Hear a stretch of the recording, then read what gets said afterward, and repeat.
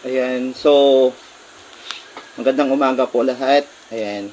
So pakilala ko po yung sarili ko. Ako po si Nordito Pascua, brother po ni Mr. Jimmy Pascua, which is sa incident po ng rough road. Ayan. So this is calling to Yana for this live on FB. Actually napanood namin na bumalik ka dito sa Zambales para humingi ng personal apology. Unfortunately, hindi kayo nag-usap ni Kuya.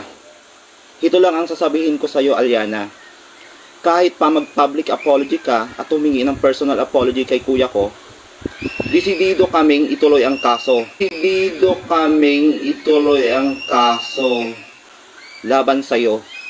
Dahil unang-una, in-expose mo ang pamilya namin. Kapwa-tawad na lamang po tayo at tanggapin ang mga susunod na nagaganap. Sa mga taga-Sambalenyo, sa kapwa ko sa Sambalenyo, relatives, family, sa lahat ng mga sumusuporta at naghihingi ng update, hindi namin po kasi kayo maisa-isa. So kami po, ang buong pamilya ng Pascua is humihingi po ng suporta at ng concern, at nagpapasalamat po ako sa mga sumusuporta at patuloy na sumusuporta at humihingi talaga ng response sa sa mga pangyayari na to. So yun lamang po at maraming salamat po. So again po, desidido po kaming ituloy yung kaso laban sa inyo, laban kay Aliana, dahil in-expose niya po ang pamilya namin.